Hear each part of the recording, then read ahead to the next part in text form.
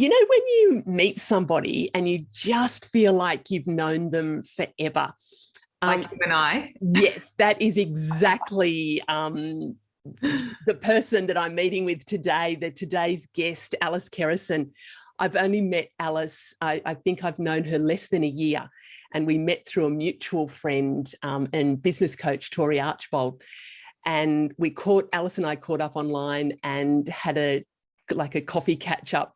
And I just instantly fell in love with you, Alice. I instantly fell in love with you when we shared, you know, we sort of had that shared experience of growing up. And I just feel that we are soul sisters that have come together in this lifetime. And you have the most gorgeous, beautiful energy that I just get mesmerized when I am in your presence. And and for those of you, the introduction, Alice is an interior designer, and I'm really interested to find out about that, but I'm really interested to find out about Alice and how she does life, because Alice, welcome. Thank you. Radiant. You just are so, for those of you the listeners that can't see us together, but you just are radiant, beautiful, beautiful, radiant.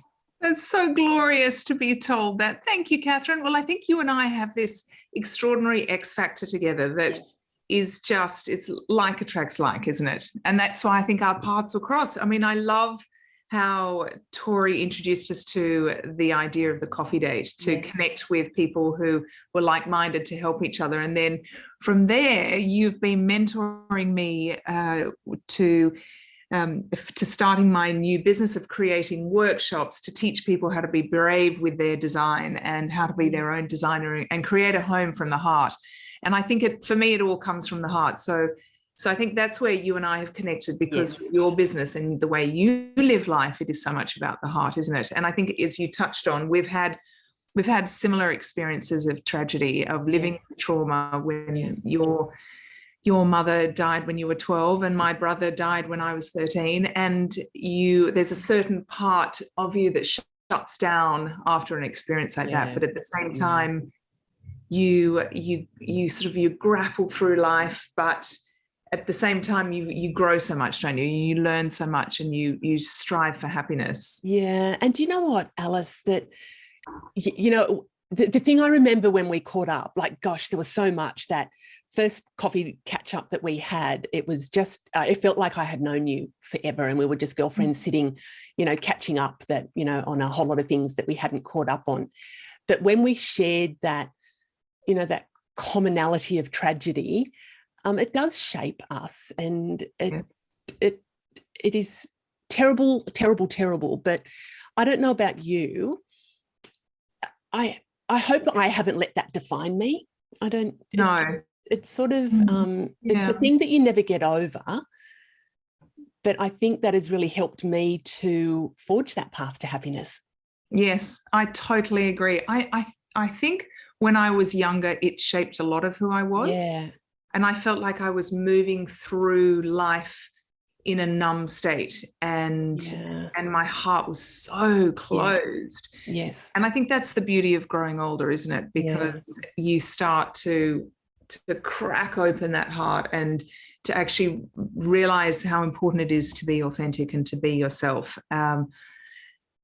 But, you know, with sadness, it also, there comes such, I won't say joy, but there comes such lessons to that. I mean, my son the other day, he was saying to me, Mummy, I wish I had gone through what you had gone through so I could learn to be the best person I can. And he's 10 when he said that, you know, so he recognized that. I mean, he's an old soul as it is. I could tell that old soul there. Yeah. And it's something, I think, Alice, like, from darkness comes the sunshine that we do need to have. You know, I would not ever wish that on anybody, but there is darkness and people experience that. But what I've done with my life is really looked at how I can bring that lightness into my life. Yes. And it's not to say that every day is bright and shiny, trust me. Yeah. Do you have days where that are still a little bit dark for you? Oh my God. I really do. There's few and far of the darker days. Yes. Yes. But I try and definitely I don't want to be happy every day. I think it's really important to feel all the emotions, to be colourful. And I'm trying to teach that to my boys, that to be human, that we need to show anger and resentment, and we need to, you know, as much as there are highs, there should be lows. I mean, yesterday, for example, I have 3 boys, and my eldest and my youngest are homesick at the moment. Third day in for the week, and I was starting to get really resentful and irritated by them. It wasn't their fault, but what I realized is that I wasn't filling my cup. I wasn't giving myself time to reset. I wasn't actually saying, you know what, guys, I just need to go and have a bath and then step back in and return to them. So I end up snapping and screaming at them, and then I went through guilt with that. But the lesson from that is that I was able to unpack it at the end of the day and say to them, look, this is what it is to be human, and it's okay to sometimes lose your rag. Not really your kids, but you do, don't you? And you know, so I definitely feel, and I think that's really important. I've done the same with my kids are young adults now, but the same with my kids. I was very real and raw with them. Like the last couple of years, we had some really turbulent times when my dad wasn't well and his subsequent passing, and I was very, very raw and real. And I think that's being a good role model as well. I think it's important to be able to experience the extremities, but not get stuck. I try not to get stuck there too long. I have my little, you know, work through it, but I try not to get stuck there. Yes, I agree. I mean, but I'm learning to feel all the colours, emotions, because I never used to. You know, Same. But that was our childhood, wasn't it? That's you can't dismiss that. But I think what you and I had in common was that we learnt to see the rainbows in the worst of every situation. You know, and I think then you and I, you know, when you connect with someone, what you're doing is you see them for who they are. And I think that that's what you and I, you know, we don't even have to talk, and we get it, don't we? I mean, as you say, you know, we've met once, but we know each other far deeper than that. Absolutely. So tell me a little bit more. So you're living in Sydney at the moment. You have a young family, 3 beautiful boys. Yes, keeping me extremely busy. And it's so funny because I never thought I'd even have I thought I'd have a daughter, because I'm now my mother's only daughter, child, and my father's only child. And so I thought that that's how my life would be. And then a beautiful therapist said to me once, you're given what you need, not what you want, which I love, because clearly I needed a lot of lessons how to handle men. But I do. I live in Sydney. I've been here for the last 15 years. And prior to that, I was living and working in New York. And my life has been spread between a childhood in England and split between Australia and England because my parents were divorced. I lived in America for a long time, and I've been interior designing for over 25 years. But in the last 15 years ago is when I started my own practice. But it was probably in the last couple of years that I really started to think, you know what, I need to shift in my life, because I'm not feeling fulfilled, I'm not feeling satisfied, and I'm not creatively pushing myself. You know, when you don't feel you're challenging yourself? So then what I was rolling into was starting to compare myself to everyone else and saying, they're doing this, they're doing that, I'm not good enough, rather than saying, hang on a minute, let's just rewind. Let's actually go back to what you love. And that's when you and I connected, because I did this incredible course with Tori, the business action course through Powerful Steps. And I unpacked my story of who I am and my skill set and what I believe in, what my values are. And I realized that what I need to do is, within the interior design industry, with all this knowledge of 25 years and my creativity, I very much act from my intuition and my gut rather than the practicality side of things foremost. And I realized that I have all this knowledge and I'm not actually using it. I'm using maybe 10% of it. So what I want to do is share it all. And I think there's so many people who love design, love their homes, but they don't know where to begin. They don't know how to to do it in a way that makes them happy. So I thought, if I can create workshops, then I can actually give everything I know and just bring in incredible fabrics and finishes and stone and tiles and ideas. And because I can get a bit carried away with my ideas, but no one was taking those because I'd just work on 1 or 2 projects a year. So this way I can say, try this, what about that? And just inspire whoever needs help, whoever needs an inspiration. And so then developing those workshops, I kept coming to the stumbling block of fear, of thinking. Yeah, that's so common, isn't it? Oh my God, that's one that I relate to. Yeah. Exactly. And that's where you've helped me so beautifully, you know? I mean, it's baby steps, isn't it? You really, and I think because you and I have such a close bond, and I have this trust with you, you get me, don't you? I mean, you absolutely. know, Yeah. So you've been such a help, and I have taken this, you know, these small steps, but I'm moving forward. And as long as I keep coming back to the thought, what is my purpose? My purpose is to help people feel special about themselves. And I think to help people excuse me for a minute, my purpose is to help people feel special about themselves and to be the light, to shine over them, to help them feel, you know, to help them live a better life. Yeah. Do you know what? Same. And we're just using different modalities to do that. And Alice, when I was sort of doing the intro with this session, one thing that I do love being in your energy. You radiate this beauty and this depth, right from the very core of your soul. And what I'm hearing you say there is that you've followed your passion as an interior designer, but you've also recognized that you're getting a little bit stuck and that it wasn't maybe as fulfilling as it once was. And that's very, very common for us, isn't it? To get to a point or points in our lives that we kind of go, you know what, there's something more. There's something more. And what you've been able to do is to really just tap into your intuition and use your gifts. And I think the beautiful thing that I'm seeing is that you're really, by being true to who you are, it's actually reigniting that passion to be able to help people to just love their life. Yes, absolutely. So what is some of it? Because when we were chatting the other day, you were sharing about, the workshops and the information and sharing your knowledge and your passion and your expertise.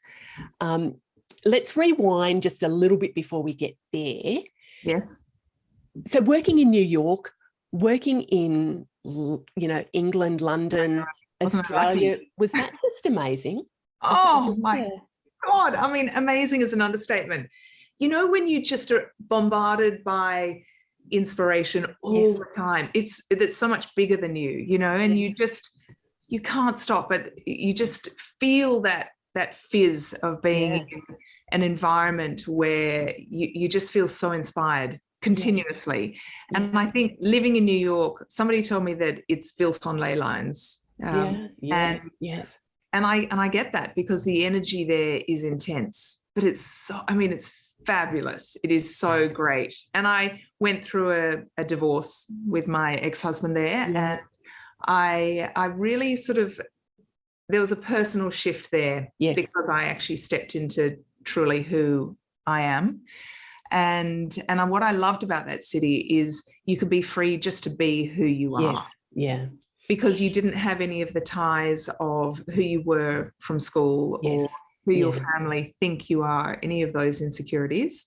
So I love New York for that.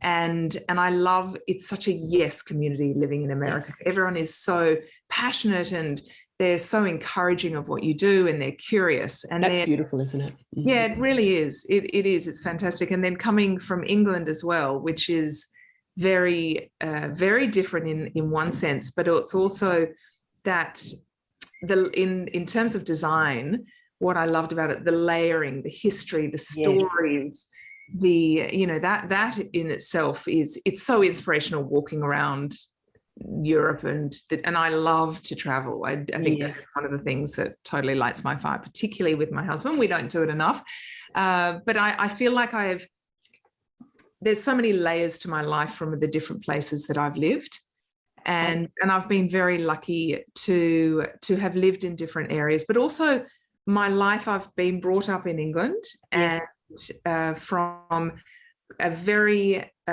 long-standing history in my family. I've got an incredible.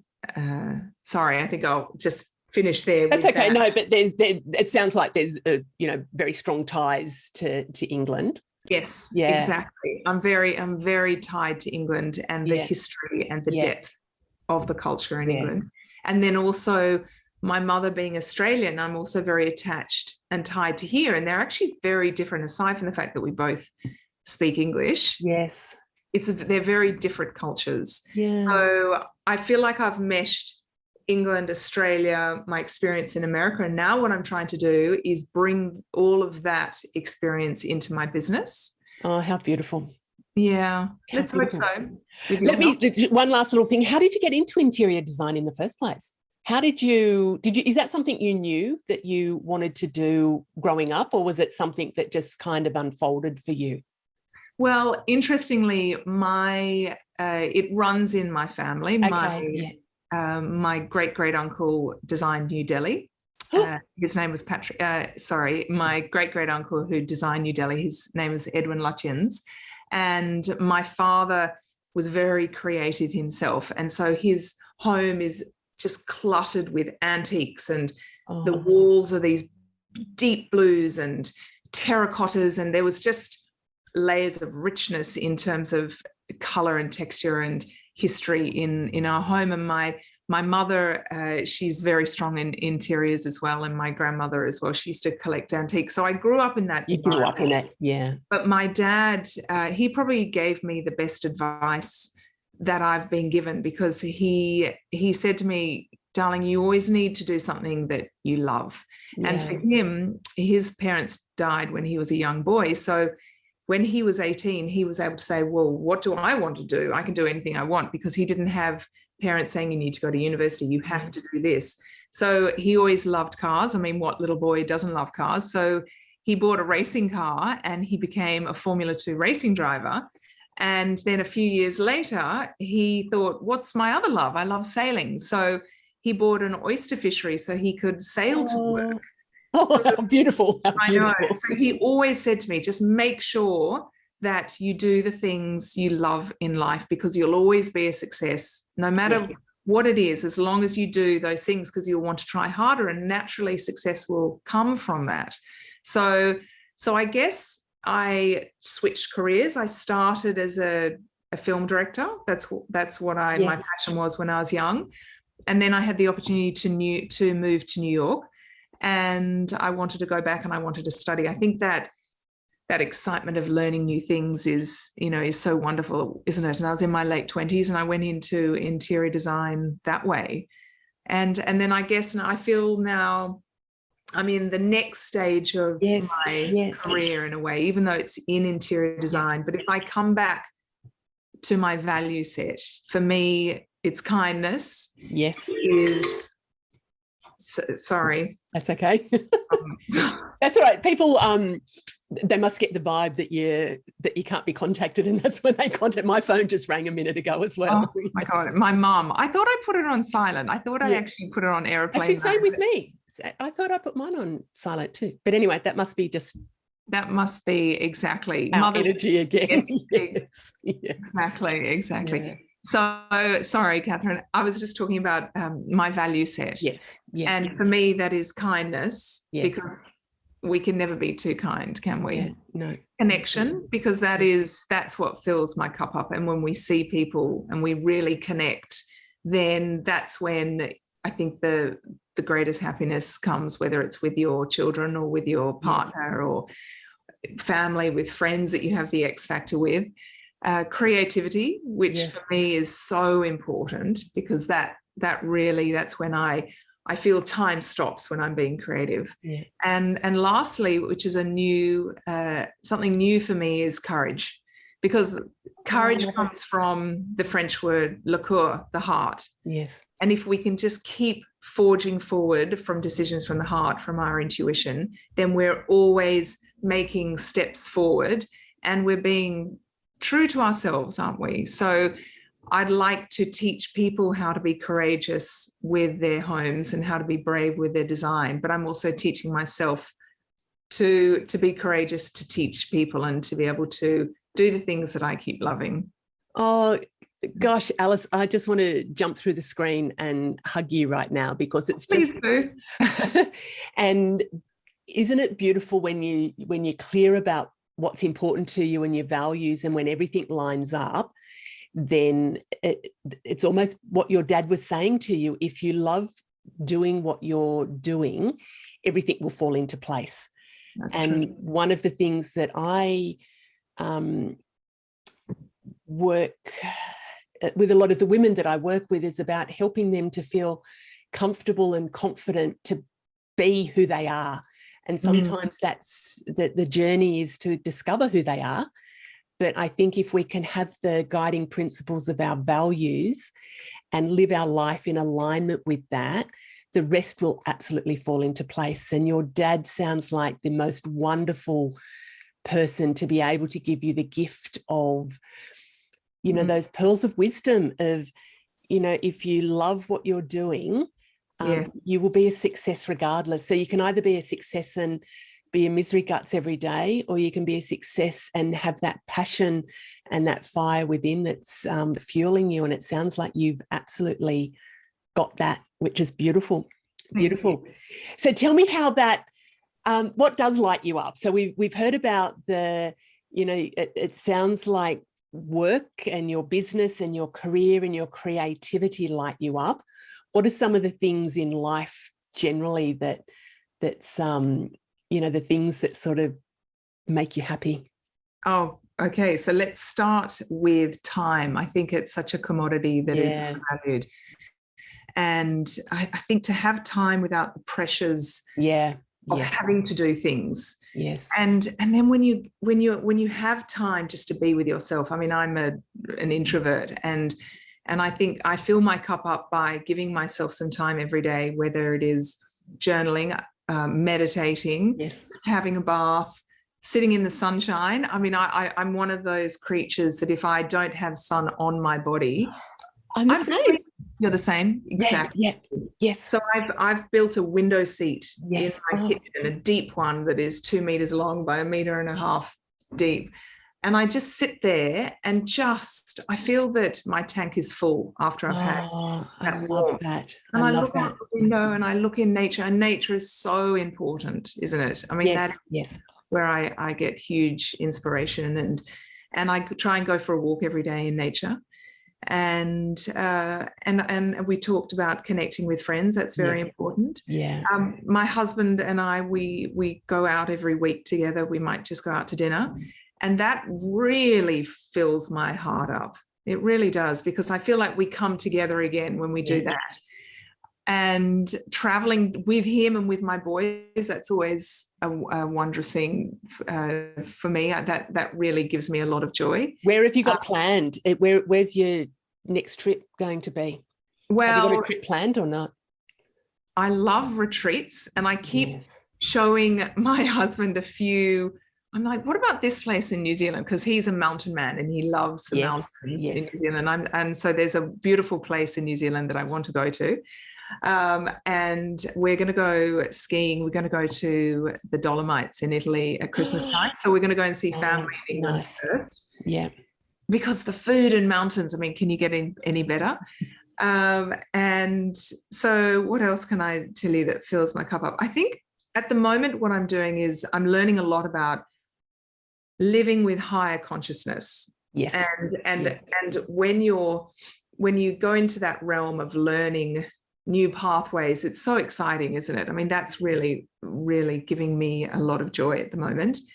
And I just love to dream about creating I won't say my ideal life, but I love to dream about creating dream spaces and going to wonderful places, whether it might be on exotic walks, or we're off to the Blue Mountains in the holidays for the weekend. And what else do I love cooking super healthy food. Yes. I think when you fill your body with nutrition like that, I do, yeah. So that sounds just so beautiful. Like, it really, the thing that really strikes me too about you, Alice, is that conscious living, that it is about that heart-centered, that spirit-centered, but also a very conscious approach to life. And I would love, in sort of coming towards the end of our time together, but what are maybe some tips for our listeners in getting, creating their beautiful sanctuaries at home? Are there some kind of little tips that we can get from you around that? Yes, absolutely. I think everyone needs a space in the home that is, well, the home should be our sanctuary, shouldn't it? Yes, yeah. And so you need a space, a room in the home that is almost a sacred space to you. I mean, if you think about, people talk about the man cave. Well, as women, I think we need a space that is our cave. I mean, for me, it's my bedroom. Yes. It's where I do my yoga and I journal and I lie in the sun by the window. And so that, I think everyone needs to feel safe in a certain space in their home.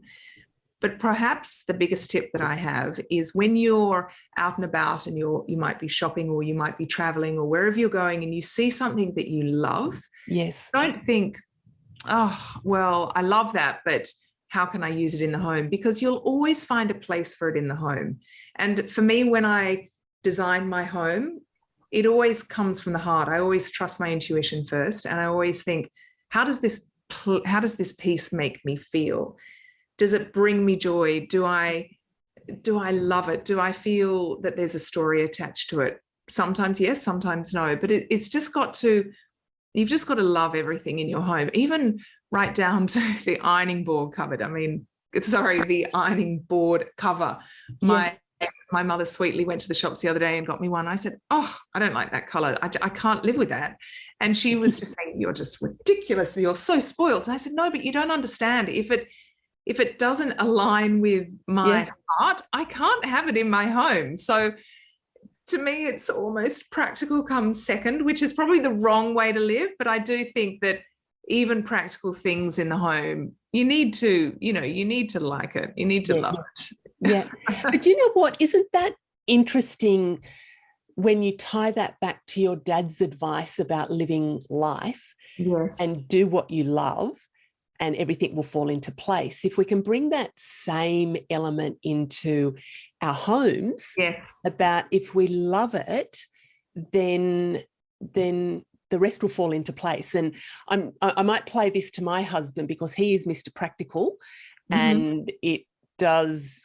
Yes, we're a little bit opposite on that spectrum. So and I really agree with you too, Alice, about if you see something and you love it, get it. And I think about that with clothes and things in the house, because there's been so many times when I've regretted not getting something and I haven't been able to. It's just like, oh, I wish I could have just got that little thing, because it has meaning. It has that sense of beauty and feeling, sparking joy. And it should be, your home should be a reflection of your personality. Yes. And I think a lot of people grapple with what their style is. They might say, oh, well, I love a country look or a French provincial or Hamptons or whatever style people have in their mind. But at the end of the day, style is just about the things that you love. And then if you actually start to unpack that, you see there are patterns, because you might always go for large overscale pieces, or you might go for lots of pattern all the time, and then that's a style. Yes. So I think if you just keep coming from the heart, every decision, do I like this? Do I love it? Has it got meaning to me? Then you're creating a real sanctuary, a real haven at home. And then you're stepping into the outside world as your best version, because you're resetting, you're refreshing, I guess you're, the idea of refueling and putting your best self forward outside of your home.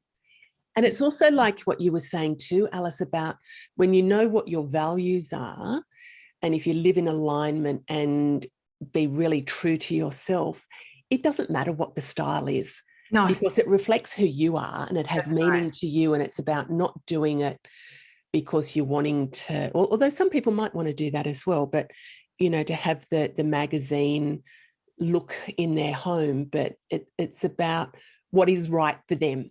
Yes, it is. It's not for me to judge. It's not for you to judge. It's about what feels good for me as an individual. And that's about how I really try and live my life anyway, is what's good for me. And my daughter's words keep coming into my head where she says, Mum, you do you and I'll do me. It's just like, yes. So true. Absolutely. And I think with the home, a lot of people look at magazines and they say, oh, I want that look. Yes. And they want their friends to walk into the home and say, oh, I love what you've done. It's so beautiful. But actually what you want your friends to walk in and say, oh, I love your home because it's so you. Yes. That's the biggest compliment, isn't it? Yes. I think that, and we can take that to our lives, that we want people to love us because we are who we are. And I think that also for me is very much about loving who I am because who I, not needing the approval, even though that's lovely and nice, but really it comes from who I am. Yes, exactly. I know. Gosh, time just flies, my gorgeous friend. I know, we can keep talking and talking. What does the future Alice look like? What's coming up? So you're going to do a little bit of a shift around your business and some workshops. Yes, I am. I mean, before I touch on that, when you say, what does the future self look for you? I have a very strong vision of myself in my 80s. Yeah. And I'm standing on a beautiful, expansive lawn overlooking the cliff, overlooking the ocean. And in the background is my home, and it's timber and glass, and there's sun streaming through, and it's warm. And I'm completely surrounded by all my boys and their wives and my grandchildren and my husband. And it's funny, I've got long grey hair and I've got feathers in my hair, and I have a really strong vision. But the strongest feeling of this is how evolved I am, how spiritually evolved I am. Yeah. And how I'm looking back at myself today and I'm thinking, I wish you believed in yourself. And the journey ahead, there's so much to learn and there's so much joy ahead of you. I feel like I'm only just beginning, which is really exciting. But in terms of my business, where I'm going, I want to develop a platform to be able to teach people how to design their homes from the heart, and then showcase all this incredible talent and artisans and finishers and furniture, and just to share everything I know, and to showcase incredible talent. I think to showcase the people who make those tiles, and to interview wonderful designers across the world, and just to be able to share everything, to help people along their journey to be their wing woman. That's my goal, really. But, it ebbs and flows and changes, and you'll be helping me on that journey. So. I'm so looking forward to that. I'm so looking forward to that. And when you talk about that clear vision of your future self, I also have a very clear vision. I think we're probably going to be living near each other at some point, because my vision is very similar. I've had a few more birthdays ahead of you, but living by the ocean, and for me there's a lot of peace and tranquility, and just that love of the hopefully the hardship and the tough times are behind me, and it's just that really bright, vibrant future, and really living in the full radiance of who I am, and being surrounded with beautiful people. So I think we probably are going to be on properties near each other, Alice, when we're that'll be exciting. But I see that in you now. So it's that's how you see you in the future. But I'm saying, but that's you now. Do you know what? I have a morning practice, and I've had a morning practice for a very long time where I do visualize I would say that ideal, I used to call her the ideal version of me. And there was always this gap of, it's almost like I'll be her in the future. The gap's pretty close and closed now. So I don't know if I'm quite there. There's bits that I, still want to morph into, I guess. But that's lovely to hear you say, because the gap has certainly become closer. The journey to get there is so exciting. Yes. And that's what I love. I love that. And I love catching up with you, and we could talk for so much more. Yes. Where can people find you? Where can our listeners find you? So on Instagram? On Instagram, my Instagram handle is Alice Kerrison ID. Yes. ID really for intuitive design as well as interior design. Yes. And I'm currently developing a website.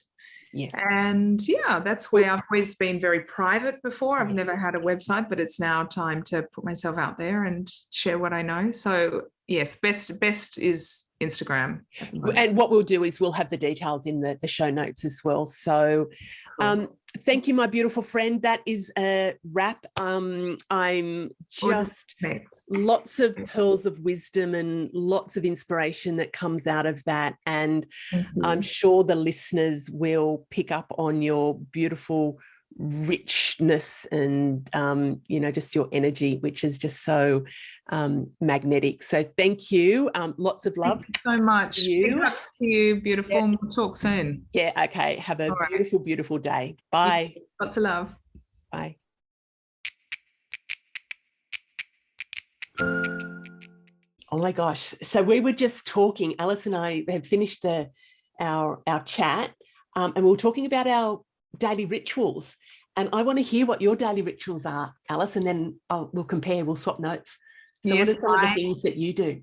I do. I have a few. Actually, I've got more than a few. I've got some that are my non-negotiables that really fill my cup up. And if I don't do it, I mean, first of all, my 7-year-old steps in and says, "Oh, Mummy, you haven't meditated today." Oh, wow. And then he goes, "Go and have a bath," and then comes and gives me a hug. So my daily rituals always, number one, starts by meditating. And as soon as I wake up, I go to Insight Timer, which I love that app, and 15 minutes to half an hour, depending how much time I've got. And then I just lie in bed and I do a little gratitude practice. And then I get out and I get into the shower and I set my intentions. And I really think, how do I want to feel today? How do I want to show up today? And then I go downstairs and I have my hot water with lemon. Yes, I do that. Ginger and turmeric. Yeah. And then I always do some form of movement. So it might be Pilates, walk in nature. I love dancing. So I'm really into my Zumba at the moment. It just, my vibrations just rise rapidly with that. And in the afternoons, I might do my yoga or stretching. And then throughout the day, always trying to drink 3 liters of water. And more often than not, I fail. Yeah, I do. So hard, isn't it? Yeah. And just eating nutritionally. I think when you eat such delicious, wonderful food, you feel so good. I mean, I have this bad habit of feeling a bit guilty if I'm not eating nutritionally, which is really bad. I shouldn't say it's really bad, but that's what actually makes me feel good, is when I'm cooking and Are you a good cook? Are you a good cook? I love cooking. My father taught me to cook, because when I used to go and stay with him in England and he was working, he'd say, right, get a piece of paper, plan out the day, the week, and then you can go and do the shopping and do all the cooking. And journaling. I love journaling, just writing about my emotions and writing about my dreams and manifesting all of that. And you? It's very, very similar. I've just introduced, so the rest of my rituals I've been doing for a long time, but I've just introduced drinking a glass of water first thing. So I have because I'm not, I do not drink enough water. I know that. So that's one thing that I keep trying. I don't like water, but that's one thing I'm trying to do, is to bring to drink more water. But hydrate, because it's energy. Yes, you know, absolutely. Water gives you such energy. Sorry, you know, forgive me for interrupting, but my dad always used to say to me, "Oh, water is the nectar of life."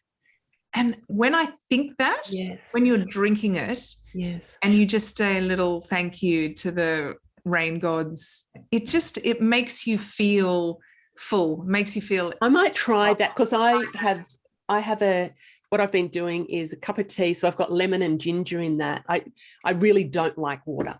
I don't, my body, and it needs to be warm water. If I drink water, it needs to be warm water. So anyway, I've just introduced doing that first up, but then before I get out of bed, the first thing I do is to think a positive thought. So, you know, the gratitude or the positive thought. I generally have my shower, then go for a walk.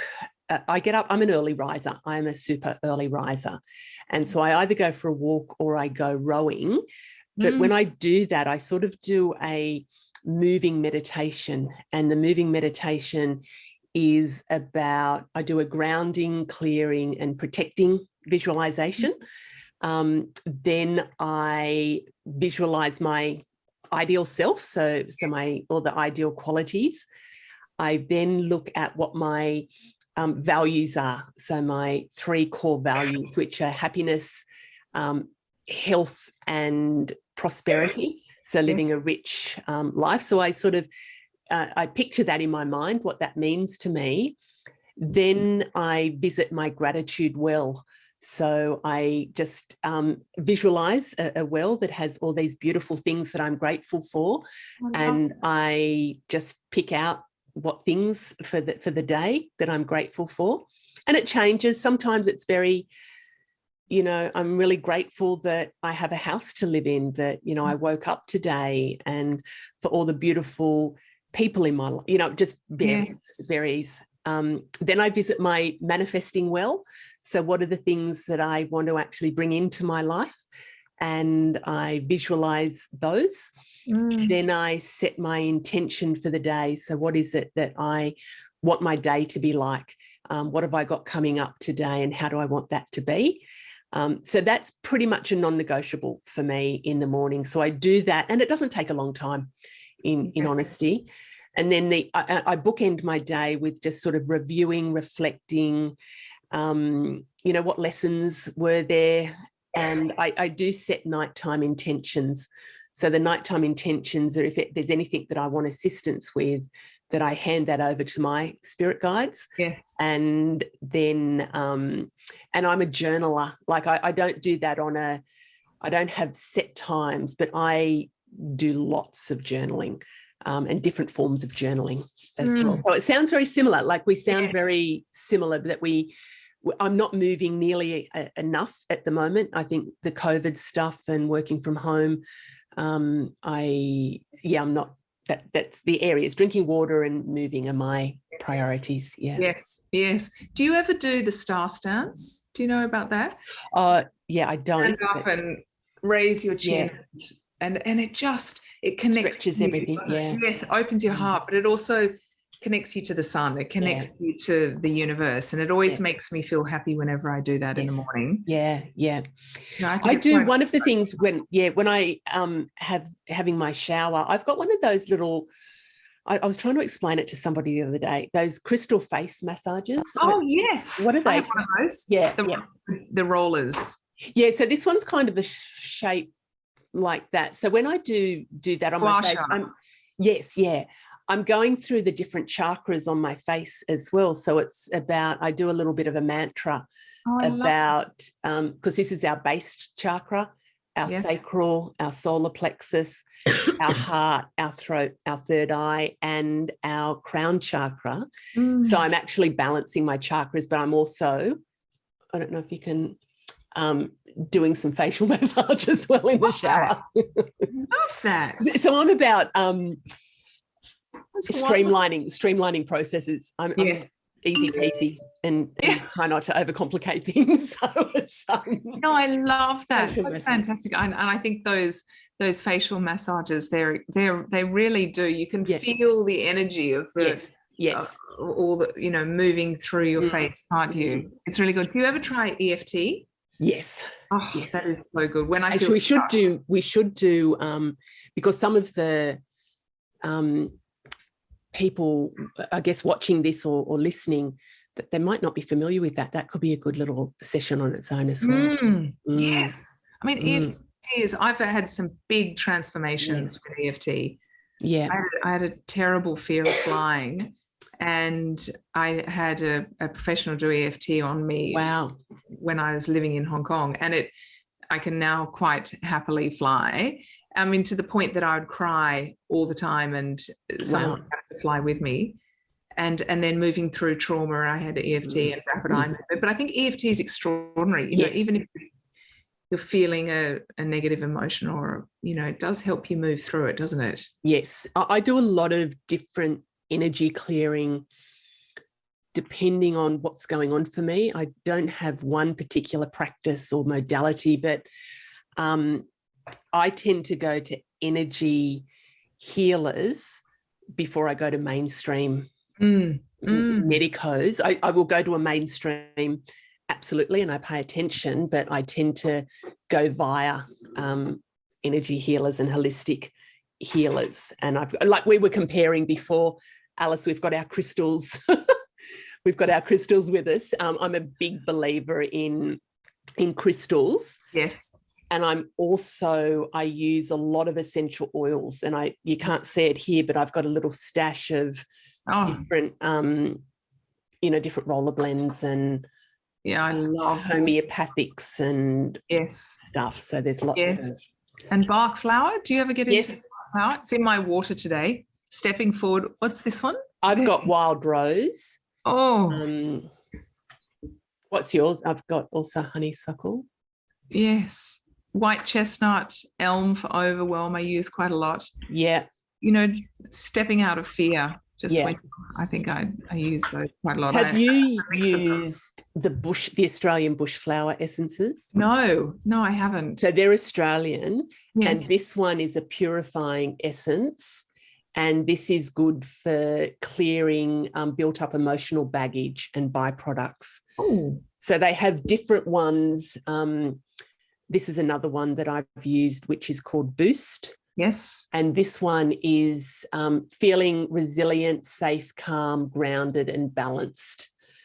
So for those that are these, you just put either drops under your tongue, 7 drops under your tongue. So I just have a little stash.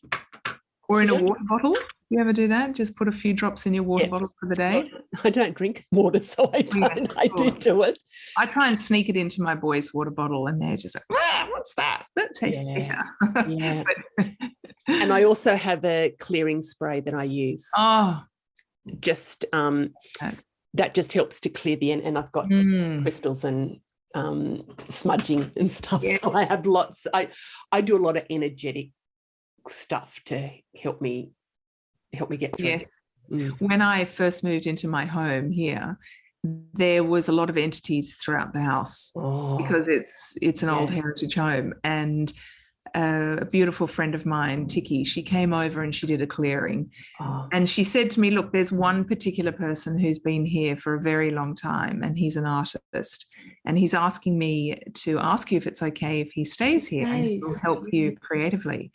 And at that time, when I just moved in, I was doing a mini renovation, and I had in the front part of the house, there are these angels that are painted over the archway and glass red lights painting, and I had them boarded up at the time.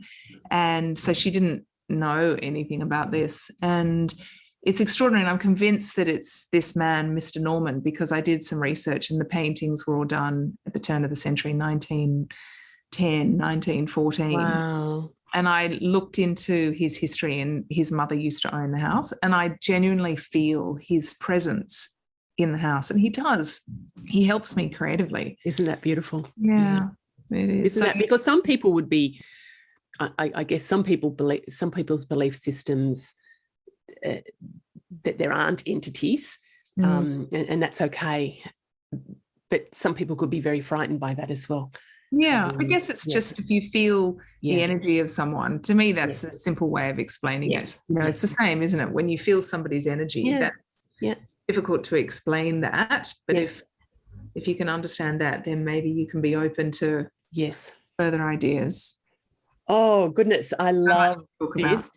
Tell me about journaling. Like, I want to find out, what sort of journaling do you do? Because I know we're both queens of journaling. What sort of journaling do you do? Well, journaling is actually very new for me. Yeah. And I've been encouraged to journal with my beautiful psychologist that I see, because I kept my heart so closed. Yeah. I was never in tune with my emotions. So I feel like there's a waterfall of new ideas coming. And I've, for quite a while, I have actually, I guess you could call it journaling, but when it's creative writing, and particularly with my dreams. And when I say dreams, my conscious dreams of where I want to go, what I want, how I want to be living. And now every morning I try and just have that conversation, just when you start with an idea, and a lot of it might, you don't know where it's going with it, do you? Yeah. But it just, I love it. I love writing. And I think, and every evening I often write about how I was courageous for the day, how I lived an authentic self, how I stepped into being courageous, how I pushed myself, because that's my challenge now. I always tend to try and keep small, I guess, isn't it? Where fear stops you. And the things that I've learned, and the things that I want to teach my boys, and what I might have picked up on a meditation, or all the positive steps forward, is what I love to journal about, rather than unpacking the negative thoughts. I quite like to sort of to keep it as almost like a growing journal. So when I look back, I'm like, oh, that's a great idea. I love that concept. And you? Yeah, I do a whole lot of different, for different purposes. Some of it is, I also love that unpacking the possibilities and what could be. I have a lot of ideas and, how they can come together. So I really like to capture that as well. And for me, the journaling is almost the connection with my higher self. It's what I've noticed with my journaling over the years, that I can get a very instant connect, and I can get a connection with spirit without it, but I tend to get a really deep connection. And even when I write the journals, it is a channeled, I'm receiving messages, and even the way I write it captures those messages so I can look at my journals and I know when it's the conscious me writing and when it's the guided element that's writing. Your higher self. Yeah, which is beautiful. And so I do that, but I do use a form of journaling which I call freeform writing, about the stuff I don't want to keep, the stuff I want to let go of. I don't write that in my journals. I write that on a loose piece of paper. I get everything out of my system that I need to get out of my system, then that gets burnt. I love that the idea. Energy, yep. So I would not, if I'm wanting to keep the and manifest and for it to grow and prosper, it goes into my journal book that I keep. But if it's something that I want to release and let go of, I will just get a book. I'll tear out the page, so I don't even write it in the book. So if I was doing it, I don't know so I tear my page out first of all, because I don't want the imprint of the energy residually hanging around. So I will then just write on this bit of paper, and if I need more paper, I just tear out another page. And this is the stuff. And sometimes, Alice, when I'm writing, it will be that real, it's a whole lot of different things, but sometimes it's been that real depth of anger and frustration, stuff that I don't want to hang on to. I would never say it to anybody in real life, and I don't ever want anybody to read it. So sometimes when I'm writing, I'll hold my pen like this, and it's just like, and then I burn it. Then I burn that. So I have a place. I have a little vessel out the front of my place. So I burn it. Then I dispose of the ashes off my property, because what I'm wanting, or what I'm not wanting, is any of that residual energy to be in my surrounds. So I've got a little walkway down the end of the path near our house. I just then release that, and I do say I release this with love, and this is back to the universe, and it transmutes into whatever it needs to transmute into. I love this, Catherine. I really do. I think that's such a beautiful way to get things off your chest that you don't want imprinted in your journal, because that's such a sacred That's piece. Right, yes. And the thing for me, there was some training I did, it's a couple of years ago, and I would, at the end of it was a 2.5 week program that I was doing, and at the end of the day I would just go into my room and I would debrief, and the presenter, one of the facilitators, he said, Catherine, you have a real sacredness about you. He said, I've just observed you, and there is ritual and practice. And I was just like, oh, that's interesting that he's observed that. But there is an absolute and for me, it's about honoring those feelings, but I don't want those feelings, if that makes sense. Absolutely. Yeah. You're not burying them then, are you? No. No. And I think it's such a beautiful form of therapy, journaling, when something is really eating you inside. But at the same time, once you write it, and if it's in a book, then it's there. But actually getting rid of it, what a wonderful cathartic way. It is beautiful. It's beautiful. And I've only really just learnt that practice maybe the last 2 years, maybe. Yeah. Do you know what? I would always burn stuff, but I didn't kind of make that distinction of, because a lot of my old journals had a lot of that not feeling good about myself. And do you know what I did earlier this year, Alice? I burnt all those journals. There's probably 15 years of journals, and part of me was going, oh my God, I had to flick through them, and if there was anything that I wanted to keep, I would tear those pages out and keep them. But I did a big bonfire and burnt, and it was cathartic. Wow. It was I bet it was. It was so huge. Loved. Yeah, that was very How wonderful looking back when that was that period of your life when you were and now the shift to here. Yes, yeah. So it's beautiful to be able to do that. So lots. This is what we could talk. This is what lights us up, isn't it? This is the bit that we love doing. And I think there is some, some of the people that I'm certainly sharing these messages with in my circle. Some of this is new to them. Some of it, some people have got their own practices, but this is probably just a nice little thing for people to just hear how we do stuff. Absolutely. Learning from each other. Yeah. Love it. Gorgeous. Thank you.